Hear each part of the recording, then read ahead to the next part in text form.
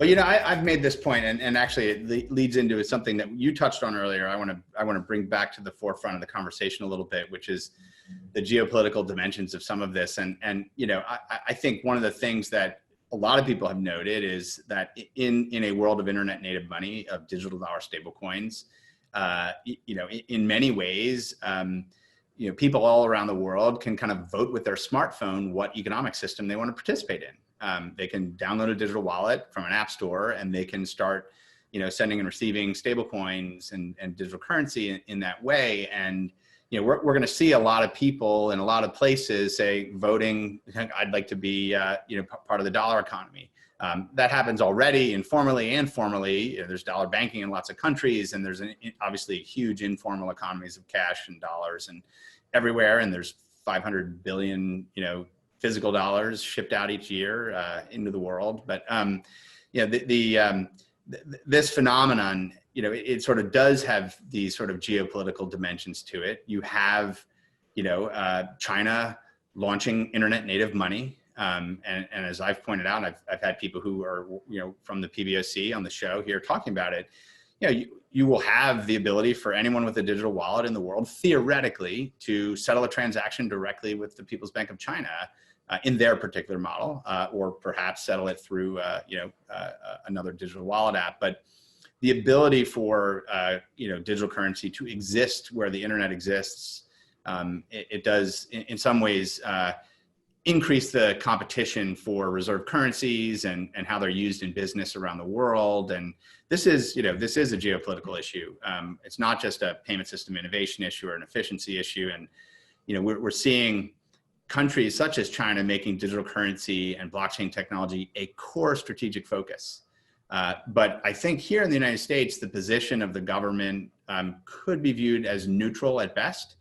And there's certainly not, at least not yet, any kind of national policy or agenda on leading in this space. There's certainly a lot of private sector activity. Many of the leading private sector actors in this industry are here. There are many countries around the world as well.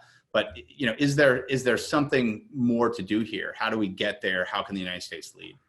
Yeah, well, so look, these are great questions. I wouldn't write off the United States in this area by any means, but I would definitely acknowledge that we are slow off the blocks and we don't have a single strategy that has been endorsed, at the highest level.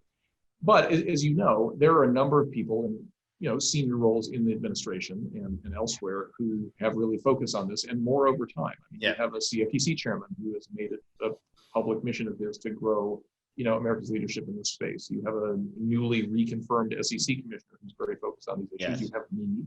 You have the chief technology officer of the United States who came out of Silicon Valley and is a crypto guy. There are a lot of people, more maybe than most people realize, in the government who are very focused on these things.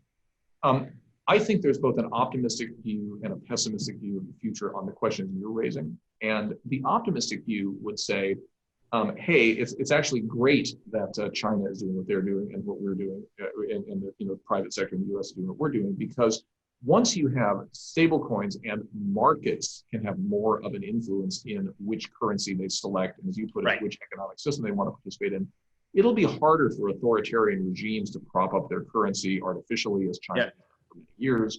It'll be way easier for people to decide what that currency is really worth and to sort of bargain that down if that's the right thing. So bringing those market forces to bear, I think, has to be a good thing. The other optimistic part of this future also is, in a world where foreign exchange is a significant component of international trade, just the need to change dollars into yen or whatever to buy or sell commodities in Japan is itself like a 7% tax on the transaction. Right. And imagine if you could take all of that out, because the yen never moved. Productive capital. I've got a stable coin, which is a representation of money that is held at the Bank of Japan, but the money's not leaving the Bank of Japan, so there's no foreign exchange. Yeah. That's the optimistic view. Yeah. The pessimistic view is this, which is, in a world where the dollar has been the reserve currency and is the price, it's the currency in which almost all global commodities are stated, Americans get an inherent discount every time we buy things on the global markets. Other countries know this. They think it's unfair. It might actually be unfair. And so in a world where there's that much economic pressure to use other currencies than dollars, the only way to maintain our primacy is to add features, right? If we can't lower the price, then at least we can add features and deliver value for money here, such that it's fair for people to trade in dollars because, hey, it's faster, it's more liquid, whatever. But in the current world where we're the only country that doesn't have to change our currency to buy oil in Saudi Arabia, even the Saudis have to change money into dollars to buy their own oil, that can't last forever. And so we need to envision a future where we're being competitive as opposed to complacent. Yeah. Well, lots of room for U.S.-led innovation here.